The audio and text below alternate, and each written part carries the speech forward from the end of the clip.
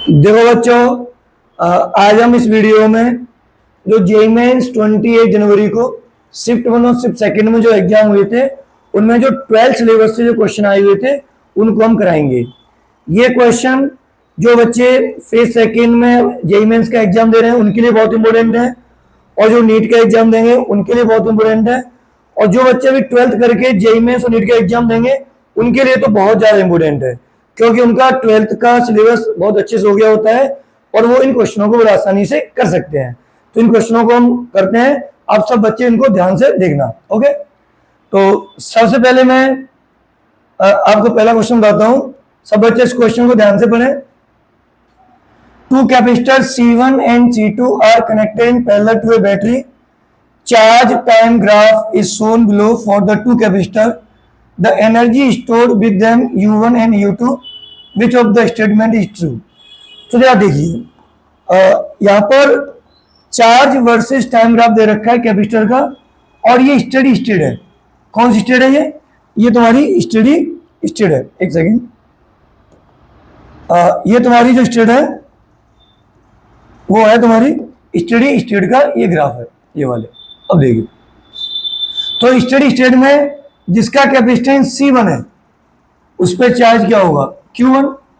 Sorry, C1 वाला नीचे वाला है, C2 वाला ऊपर वाला है। जिसका कैपेसिटेंस C2 है उस पर चार्ज क्या होगा? Q2, और ये आ जाएगा C2 भी। और जिसका कैपेसिटेंस C1 है उस पर चार्ज क्या है? Q1। Q1 वाला नीचे है, क्योंकि C1 वाला ग्राफ स्टेडी स्टेट में कहा गया है नीचे, तो इसमें क्या आएगा? C1 भी। तो इसमें Q2 की वैल्यू ग्राफ से पता लग रही है ज्यादा है, और Q1 की वैल्यू ग्राफ से पता लग रही है कम है, तो C2 की वैल्यू C1 से क्या होगी? ज्यादा होगी। तो या तो सेकंड ऑप्शन सही है या फोर्थ ऑप्शन सही है। अब तुम जानते हो जो पोटेंशियल एनर्जी का जो फॉर्मूला होता है वो होता है तुम्हारा हाफ CV² कैपेसिटर में। तो जिसका C ज्यादा होगा उसका U ज्यादा होगा। तो कौन सा ऑप्शन सही है? फोर्थ, क्योंकि C2 ज्यादा होगा तो उसका क्या ज्यादा होगा? U2 ज्यादा होगा। समझ में आ गया? तो ये ग्राफ से क्वेश्चन था कैपेसिटर से। ठीक है, समझ में आ गया होगा। आगे क्वेश्चन, ये क्वेश्चन पढ़े। A hemispherical vessel is completely filled with a liquid of refractive index mu. A small coin is kept at lowest point O. यहाँ पे एक कॉइन रखा गया है और इसकी क्या मिनिमम वैल्यू रखें रिफ्रैक्टिव इंडेक्स की, कि ये कॉइन यहाँ पे एक पर्सन है जिसकी आई लगी हुई है और ये कॉइन इसको दिखाई दे जाए। अगर तुम विदाउट रिफ्रैक्टिव इंडेक्स, विदाउट इसके मीडियम पे देखोगे तो यहाँ पर आई को इस कॉइन दिखाई देगा ही नहीं। बस हमारी बिल्कुल नहीं देगा। हाँ, एक ट्रिक है, तुम इसमें कोई भी रिफ्लेक्टिव इंडेक्स के मीडियम डाल दो, और मीडियम डालने से जो कॉइन से जो रे है वो रिफ्रैक्शन के बाद कहां पहुंच जाए? आई पर पहुंच जाए, तो ये कॉइन इस आई को क्या हो जाएगा? दिखाई दे जाएगा। अब देखिए, यहां पर नॉर्मल खींचोगे तो टेंजेंट बन जाएगा स्फीयर पर, और ये एंगल क्या हो जाएगा? 90, और ये एंगल हो जाएगा तुम्हारा इंसिडेंस एंगल। और इंसिडेंस एंगल क्या कहलाएगा? Critical angle. क्यों कहलाएगा? क्योंकि रिफ्लेक्टिव एंगल कितना है? 90 डिग्री। तो इसमें लगेगा क्रिटिकल एंगल का कॉन्सेप्ट। अब देखिए, ये रेडियस के क्या है? इक्वल। तो ये एंगल आपस में कैसे होंगे? इक्वल। तो कितना डिग्री हो जाएगा? 45 डिग्री। और ये 45 होगा तो ये भी क्या हो जाएगा? 45। तो I इक्वल टू C, और ये कितना डिग्री है? 45 डिग्री। अब हम लोग क्रिटिकल एंगल और रिफ्लेक्टिव इंडेक्स का हमने फॉर्मूला याद किया है, उसको लगा देंगे। क्या होता है? साइन C बराबर 1/μ। तो म्यू बराबर क्या हो जाएगा? 1/sin C। C की वैल्यू कितनी है? 45। तो म्यू की वैल्यू कितनी हो जाएगी? √2। कौन सा ऑप्शन सही? थर्ड। तो ये क्वेश्चन आ सकता है, नीट में भी आ सकता है और जेईई मेंस में भी आगे आ सकता है। देखो, ये एक न्यूक्लियर प्रोसेस में एक रिएक्शन दे रखी है जिसमें न्यूट्रॉन का कन्वर्जन किसमें होता है? प्रोटॉन में। और प्रोटॉन होगा तो क्या निकलेगा? एक इलेक्ट्रॉन निकलेगा, और साथ में क्या निकलेगा? एक एंटी न्यूट्रॉन हो। तो कौन सा ऑप्शन सही है? फर्स्ट ऑप्शन सही है। ठीक है, इलेक्ट्रॉन की संख्या निकलता है एंटी न्यूट्रॉन। ये क्वेश्चन लॉजिक गेट से है। तो ये गेट एंड गेट है, ये भी एंड गेट है, और ये गेट देखोगे तो नॉर गेट है। तो हमें इसका आउटपुट निकाल लेते हैं और देखते हैं ये आउटपुट किस गेट से मैच करता है। तो देखो, इस एंड गेट का जो इनपुट होगा ए होगा, बी बार होगा, क्योंकि नॉट गेट है। ये वाला कौन सा गेट है? Not gate. ठीक है, इस गेट का इनपुट क्या होगा? A B. एंड का आउटपुट क्या आएगा? A dot B bar. इसका क्या होगा? A dot B. अब नॉट गेट का आउटपुट क्या होगा? कौन से गेट का? नॉट गेट का। तो निकाल देते हैं, बाई इक्वल टू, ये नॉट का बता रहे हैं, ए डॉट बी प्लस ये इनपुट है नॉर के, और उसके ऊपर क्या लगा देंगे? बार, क्योंकि नॉर गेट है। कौन सा गेट है? नॉर। और का फिर नॉर करते हैं, ऊपर क्या लगा देते हैं? बार। अब देखिए,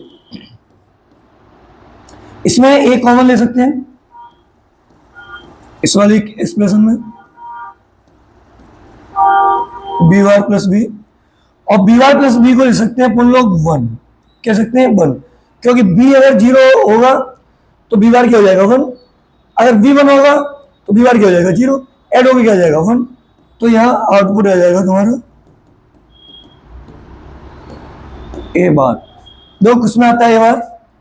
इसका जो आउटपुट लोगे इस वाले ऑप्शन में क्या आएगा? ए बार। तो कौन सा ऑप्शन सही है? पहला ऑप्शन सही है, ये नॉट गेट है। ये कौन सा गेट है? ये नॉट गेट है। ठीक, सिंगल इनपुट गेट है तो नॉट गेट है। ठीक, अगला क्वेश्चन, ये बहुत इजी क्वेश्चन है, 12th सीबीएसई में काफी बार आता है। ये तुम्हें दिखाई जरूर सीरीज में दे रहे हैं, बट ये आंखों का बहुत बड़ा धोखा है, ये सीरीज में नहीं है। क्यों नहीं है? क्योंकि ये आइडियल कंडक्टिंग वायर है, और आइडियल कंडक्टिंग वायर की प्रॉपर्टी होती है हर जगह पोटेंशियल उसमें क्या होता है? सेम। तो इस एंड का पोटेंशियल, इस एंड का पोटेंशियल क्या होगा? सेम। इस एंड का पोटेंशियल, इस एंड का पोटेंशियल क्या होगा? सेम। तो हम ये मान लेते हैं ए पॉइंट, बी, सी और डी।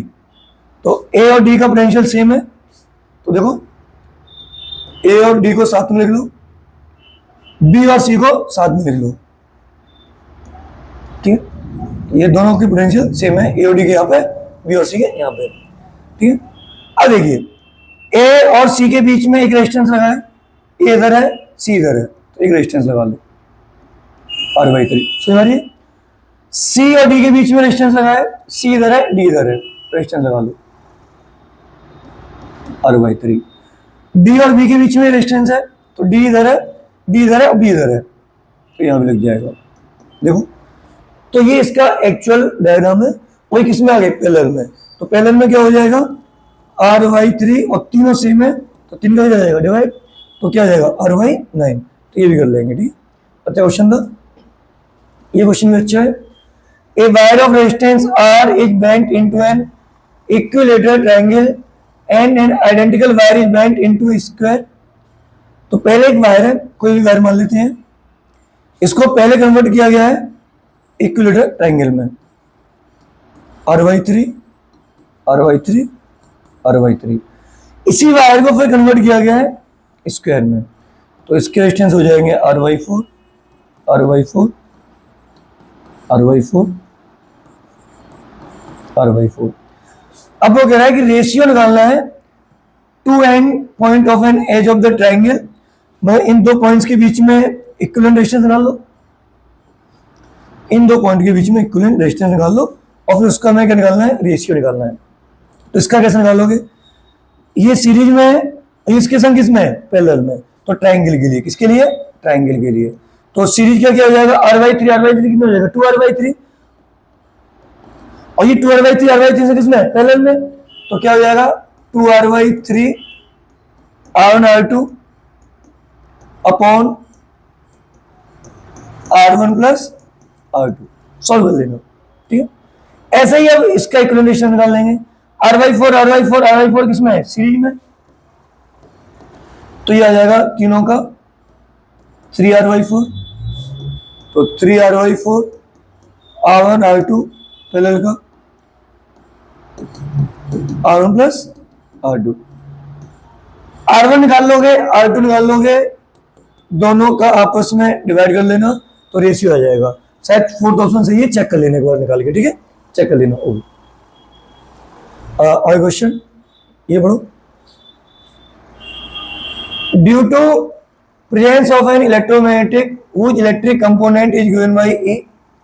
एक इलेक्ट्रोमैग्नेटिक वेव दे रखी है, उसका कौन सा कंपोनेंट दे रखा है? इलेक्ट्रिक कंपोनेंट दे रखा है ई, ये ई नोट है, ये क्या है ई नोट। और एक सिलेंडर के अंदर है, ये सिलेंडर की लेंथ दे रखी है 200 सेंटीमीटर, एक एनोड सिलेंडर है सेम लेंथ का, मतलब दो सिलेंडर है, एक सिलेंडर ये है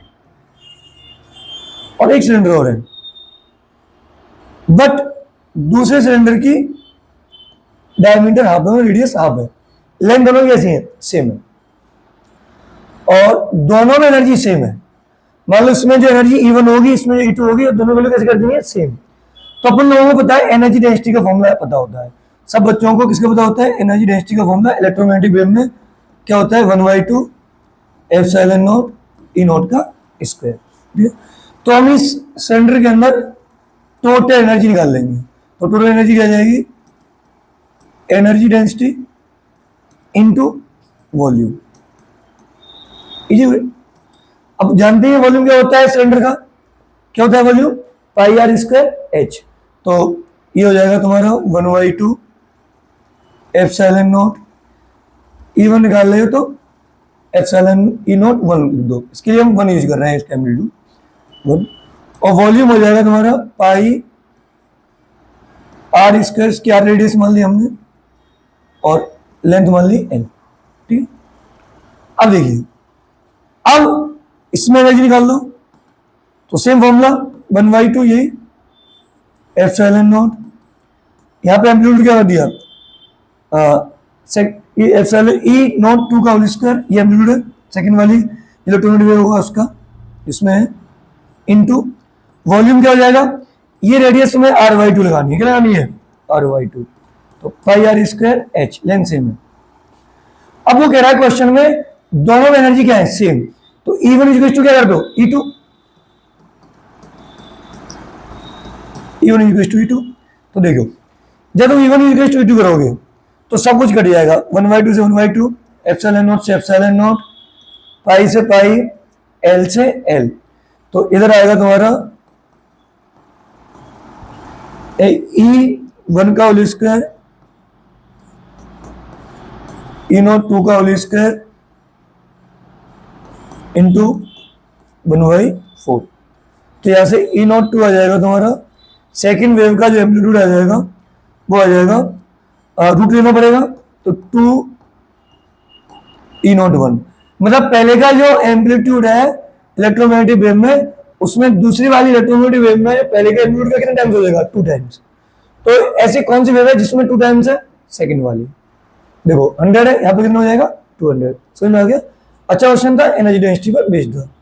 ओके, ये क्वेश्चन देखो, ये क्वेश्चन डी ब्रोगली से है। A proton of mass m has same energy as that of photon, और दोनों की एनर्जी सेम दे रखी है, और वेवलेंथ क्या दे रखी है फोटोन की, लैम्डा।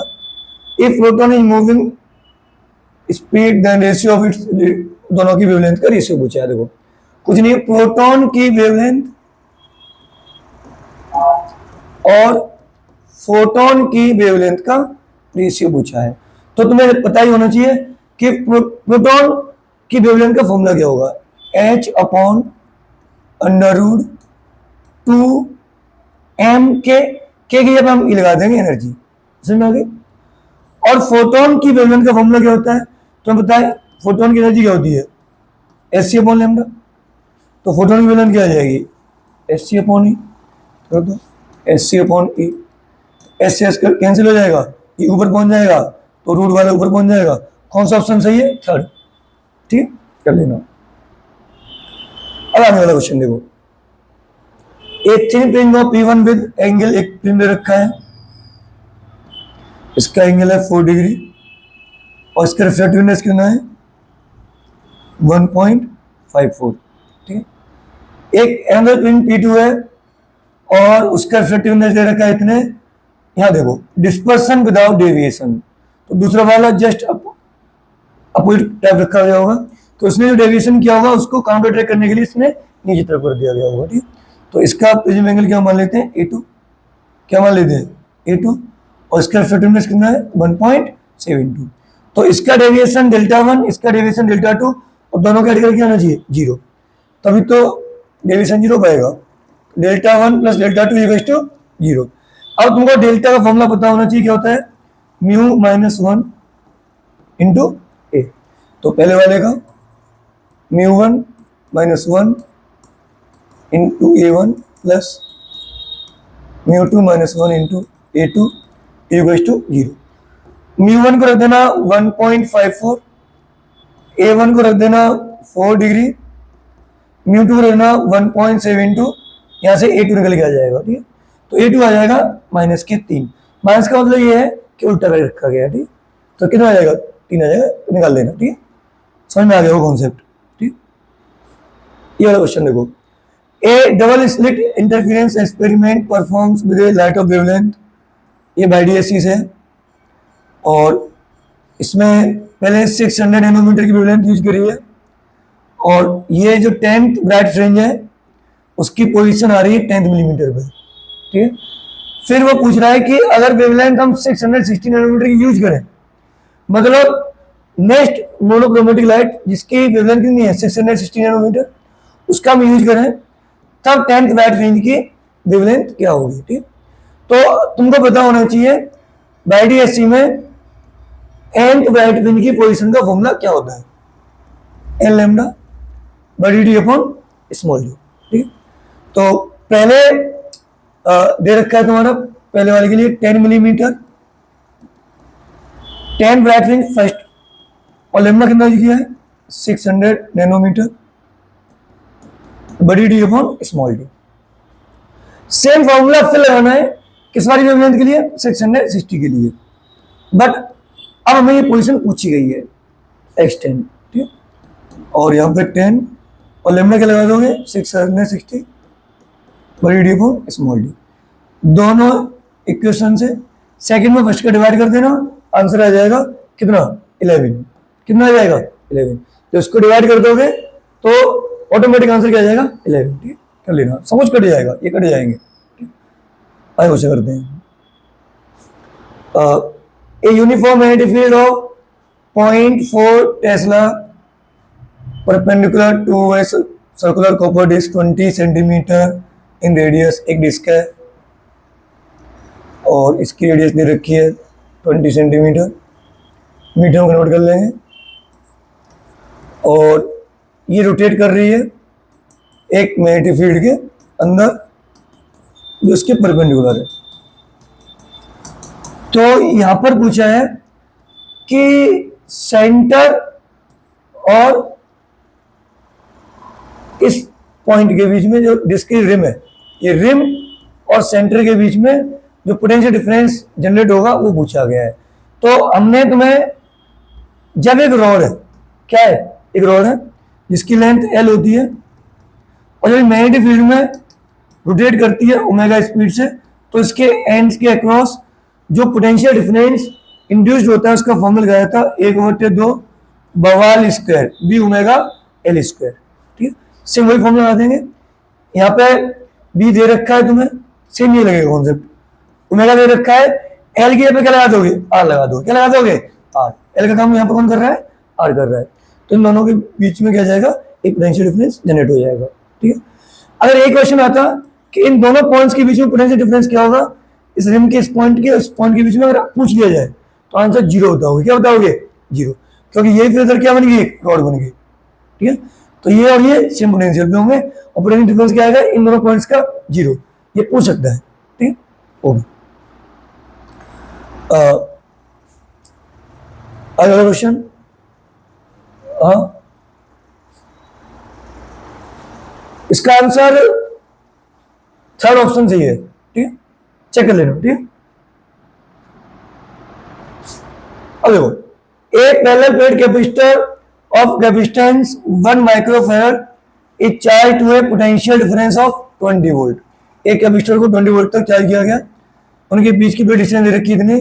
द एनर्जी डेंसिटी, बहुत इजी क्वेश्चन है, एनर्जी डेंसिटी का फॉर्मूला क्या होता है 1/2 एप्सिलॉन नॉट ई स्क्वायर, ई क्या होती है v अपॉन डी का होल स्क्वायर, बिल्कुल लेना, आंसर आ जाएगा, ठीक है। हो सकता है इसका पहला आंसर सही हो तो चेक कर लेना, ठीक। सब दे रखी है, वी दे रखी है, डी दे रखी है, इसका कोई यूज नहीं है तो कंफ्यूज मत होना।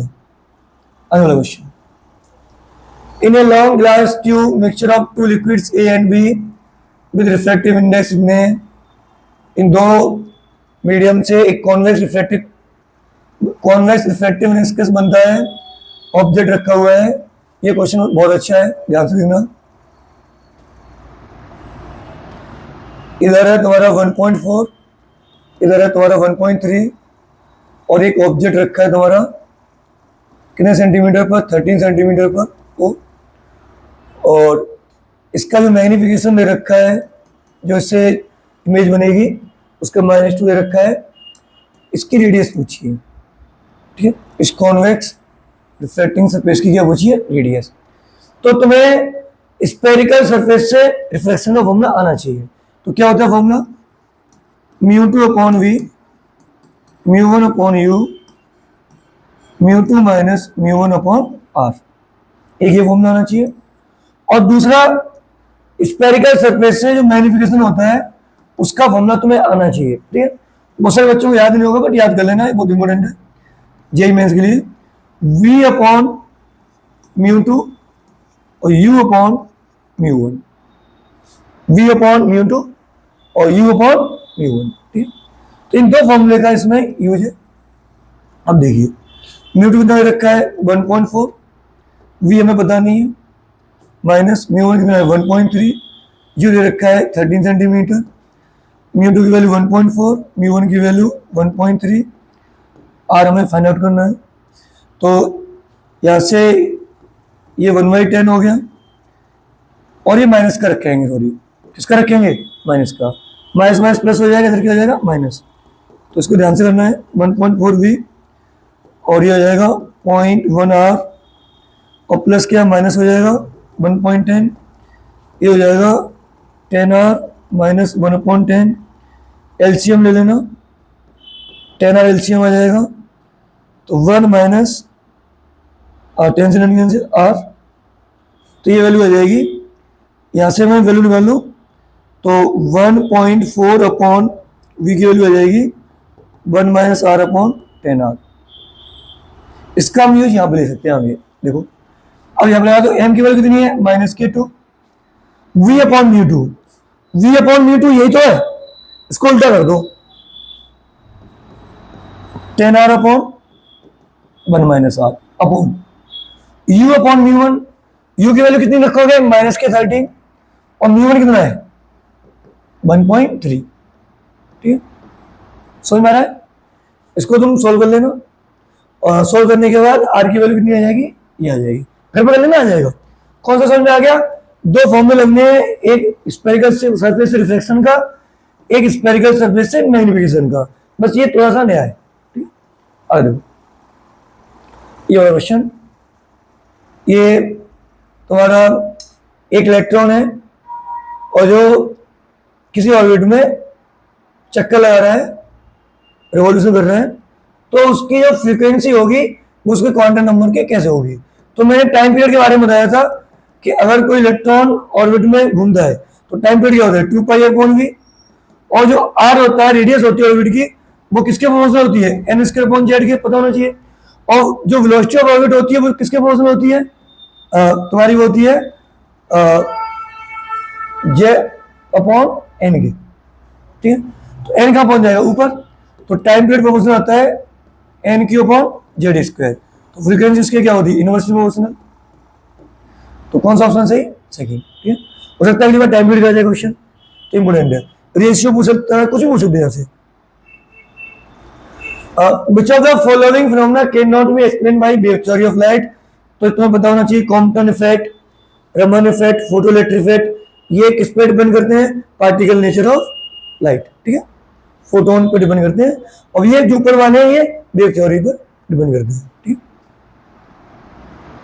Your question, a concave mirror produces an image of an object such that distance between the image and object is this, और मैग्निफिकेशन दे रखा है -3, तो मैग्निफिकेशन -3, माइनस का मतलब रियल इमेज बन रही है और 3 का मतलब इनलार्ज बन रही है, तो v ज्यादा होगा, क्या ज्यादा होगा v माइनस यू दे रखा है 20, u माइनस v नहीं, v माइनस यू, क्योंकि लार्ज इमेज तो जो इमेज की पोजीशन होगी वो u से क्या होगी ज्यादा दूर होगी, ठीक है। और एम का फॉर्मूला क्या होता है, मिरर का माइनस के वी अपॉन यू, तो माइनस के 3u टू माइनस के वी अपॉन यू, तो वी बराबर क्या आ जाएगा 3u, तो 3u माइनस यू टू 20, तो यू बराबर क्या आ जाएगा 10 सेंटीमीटर, और वी बराबर कितना आ जाएगा तुम्हारा 30 सेंटीमीटर। तो मैं रेडियस निकालनी है तो पहले एफ निकाल लो, 1/f टू दिस, नेगेटिव में रखे हैं क्योंकि लेफ्ट में इमेज बनेगी कौन सी मिरर से, रियल, तो माइनस के 30 माइनस के 10 एलसीएम ले लो, माइनस के 1 माइनस के 3 माइनस के 1/f, तो एफ बराबर आ जाएगा माइनस के 7.5, तो आर बराबर क्या होता है 2f, तो कौन सा ऑप्शन सही है, फोर्थ ऑप्शन सही है, मतलब 15 आ जाएगा, 7.5 का 2 टाइम्स। आगे वाला क्वेश्चन करते हैं। देखिए, in the circuit shown in here assuming threshold voltage of A diode in negligible, मतलब आइडियल डायोड है, ये तुम्हारा हाफ वेव रेक्टिफायर का क्वेश्चन है क्योंकि एक ही डायोड यूज करा है, बट इसने नीचे यूज किया है, जैसे तुम लोग ऊपर यूज करते हो देखा वो तुम डायग्राम, बट नीचे यूज किया है। इसका मतलब क्या है, पहली हाफ साइकिल में ये पॉजिटिव पर होगा, कहां पे होगा नेगेटिव पर, तो रिवर्स वाइस में होगा डायोड, और रिवर्स वाइस में कोई करंट फ्लो नहीं होगी, तो कौन सा ऑप्शन सही है इसमें से, ये वाला देखो, पहले ही हाफ साइकिल में करंट फ्लो नहीं होनी चाहिए, तो किस ऑप्शन में, फोर्थ वाले में। सेकंड जो हाफ साइकिल आएगी, यहाँ नेगेटिव होगा, यहाँ पे क्या होगा पॉजिटिव, तो उसमें करंट फ्लो होगी नेगेटिव वाली, क्योंकि इनपुट अपना ये है, तो इसमें करंट फ्लो नहीं होगी, इसमें करंट फ्लो होगी, तो आउटपुट क्या आएगा, ऐसे आएगा। समझ आ गया, ठीक।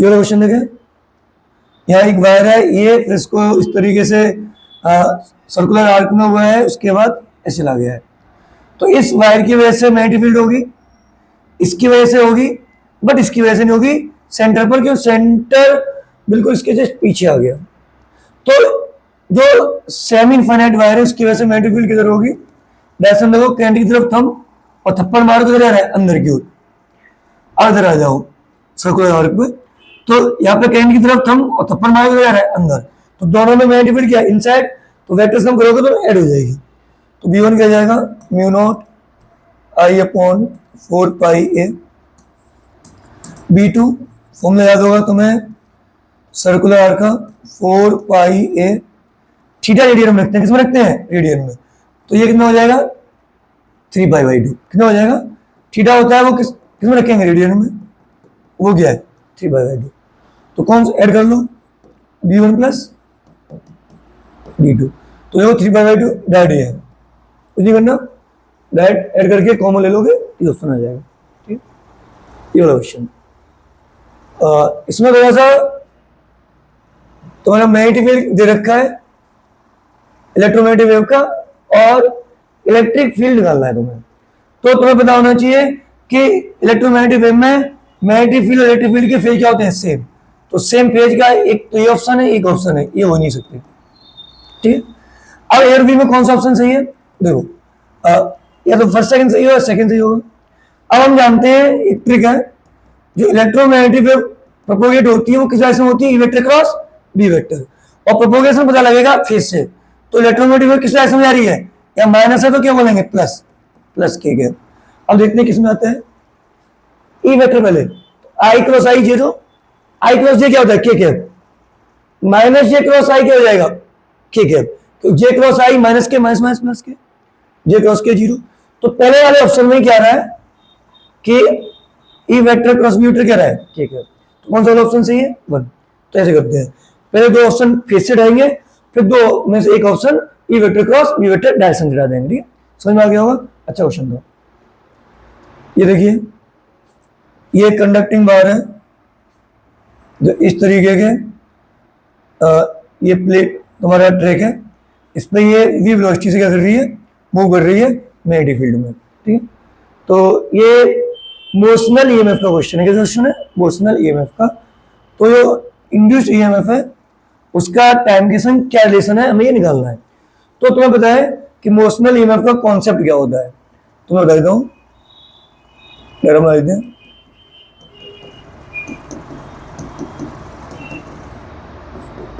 अच्छा क्वेश्चन है ये, उसका कॉन्सेप्ट समझने की कोशिश करो। देखो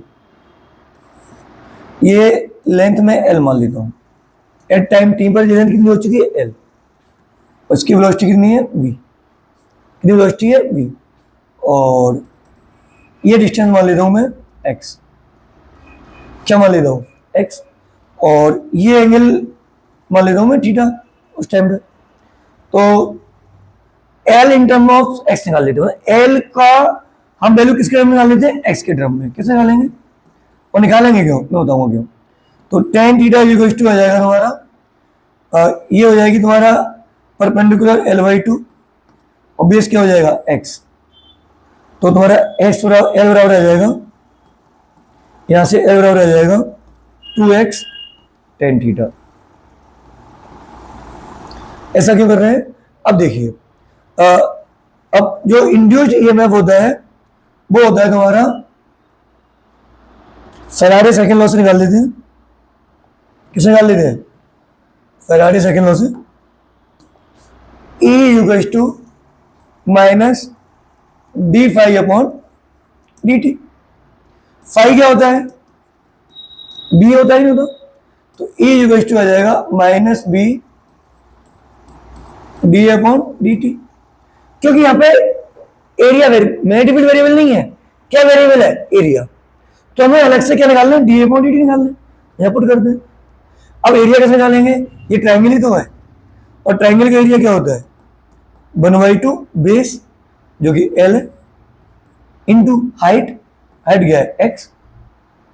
अब एल को लिख सकते हैं इन टर्म ऑफ एक्स, लिख सकते हैं ना, तो ये क्या जाएगा 1/2 2x tan theta into x, 2 से 2 कैंसिल, तो एरिया क्या आ गया एक्स स्क्वायर टेन थीटा आ गया। हमें क्या निकालना है डी अपॉन डी टी, इसको डिफरेंशिएट कर दो विद रिस्पेक्ट टू टाइम, तो यह आ जाएगा 2x dx upon D T tan theta, और dx अपॉन डी टी को लिख सकते हैं अपन लोग v, क्या सकते हैं v, तो e बराबर आ गया minus B 2x dx upon D T कह सकते हैं v, dx upon D T क्या हो जाएगा v, तो v टेन थीटा। तो अब हमें पता है t बराबर 0 से यहां से स्टार्ट हुई होगी, और t बराबर t पर ये रोड यहां तक पहुंच गई, तो डिस्टेंस x क्या होगी, क्या x vt नहीं होगी, x क्या होगी vt, क्योंकि यूनिफॉर्म वेलोसिटी जा रही है, तो हम एक्स पे क्या कहते हैं vt, क्योंकि हमें किस में रिलेशन चाहिए टाइम में, किस में चाहिए टाइम में, तो ये क्या आ जाएगा minus V two V T V tan theta, तो ये आ जाएगा ई इक्वल्स टू माइनस वगैरह डायरेक्शन रहता है अपोजिट में, तो 2b V square T tan theta. तो जो इंड्यूस्ड ईएमएफ होगा वो टाइम में क्या जाएगा डायरेक्टली प्रोपोर्शनल। हो सकता है अगले पेपर में तुमसे यहाँ पे वेलोसिटी लिख के आ जाए, क्या लिख के आ जाए वेलोसिटी, और यहाँ पे एन लिख के आ जाए और फिर एन की वैल्यू पूछी जाए, तो इसमें टाइम के लिए एन की वैल्यू पूछ रहे हैं, टाइम के ऊपर कितनी पावर है 1, तो यहाँ पे आंसर 1 आ गया, बट हो सकता है अगले पेपर में किसके पावर पूछी यहाँ पे वेलोसिटी की, तो वहां पे क्या लगा के आओगे तुम 2 लगा के आओगे। अच्छा क्वेश्चन है, इसका तुम्हें प्रॉपर कॉन्सेप्ट समझ में आना चाहिए। ठीक, अगला question, an electric dipole of dipole moment, ये दे रखा है तुम्हारा डायपोल मोमेंट पी, और ये दे रखी है इलेक्ट्रिक फील्ड ई, और पहले कैसे है पैरेलल है, उसके बाद इसको क्या कर दिया है अपोजिट कर दिया है। तो डायपोल को जब θ1 से θ2 रोटेट करते हैं तो वर्क का फॉर्मूला क्या होता है cos θ1 माइनस cos θ2, थीटा पहले पहले 0, फिर क्या रखोगे 180, पी की वजह रखी है, की वजह रखी है, निकाल लेना, इसका शायद आंसर जो भी है 12 जूल आएगा, चेक कर लेना। ठीक है, तो निकाल लेना वैल्यू पुट करके आ जाएगा, क्योंकि ये हो जाएगा 2 और 6 और 2 कितना होता है 12, तो 12 भी आ जाएगा बिल्कुल। ठीक, क्योंकि 1 और माइनस माइनस 1 क्या हो जाएगा +1, तो 2 आ जाएगा ये वाला ब्रैकेट, और 6 है ये 12 आ जाएगा। ठीक है, ये वाला क्वेश्चन है, the value of current I निकालनी है, और ये रखा है इसका पोटेंशियल, इसका पोटेंशियल सेम रखा है, तो ये तो तुम्हारी तुम्हारी इक्विलिब्रियम वाली कंडीशन है, मतलब यहाँ पर बैलेंस्ड व्हीटस्टोन ब्रिज है। कौन सा व्हीटस्टोन ब्रिज है? बैलेंस्ड। तो बैलेंस्ड व्हीटस्टोन ब्रिज की कंडीशन क्या होती है? P अपॉन क्यू बराबर R अपॉन एस, ये अप्लाई होगी। तो 10 अपॉन आर, आर निकाल लेते हैं यहाँ से, 20 अपॉन 40, तो आर बराबर क्या आ जाएगा? 20 आ जाएगा। कितना आ जाएगा? 20। अब कोई दिक्कत ही नहीं, ये 20 हो गया। अब तो इसमें तो कोई करंट फ्लो जाएगी नहीं, इसको हम यहाँ से क्या कर सकते हैं? बता सकते हैं। ऊपर सीरीज सीरीज आपस में कैसे? पैरेलल, तो 10 10 का क्या हो जाएगा? 30, और 20 40 का क्या हो जाएगा? 60, और 30 और 60 किसमें? पैरेलल में। तो 30 60 का जब पैरेलल निकालते हैं तो क्या आ जाएगा? 30 और 60 का पैरेलल कितना आ जाएगा? 20, और 20 इसका आर इक्विवेलेंट आ गया। इस पूरे सर्किट का आर इक्विवेलेंट कितना आ जाएगा? 20। ठीक है, आई निकालना है, तो वोल्टेज अपॉन आर इक्विवेलेंट कितने एम्पियर आ जाएगी? 2 एम्पियर। कितने एम्पियर आ जाएगी? 2 एम्पियर। समझ में आ गया? तो बहुत बेसिक क्वेश्चन था व्हीटस्टोन ब्रिज से। बस इसमें इसको आर इक्विवेलेंट निकालते हैं तो इस डायगोनल वाले हम रेजिस्टेंस को लेते ही नहीं है, नेट कर देते हैं, इसमें कोई करंट फ्लो नहीं होता है। ठीक, तो यहाँ पे ये सारे क्वेश्चन हो चुके हैं आपके। आई होप आप ये सब क्वेश्चनों को बहुत अच्छे से प्रैक्टिस करेंगे। इसी बेस्ड के क्वेश्चन आते रहते हैं, और बिल्कुल यहाँ से आपको पैटर्न पता लग जाएगा कि जेईई मेंस किस टाइप के क्वेश्चन पूछ रहा है। Thank you.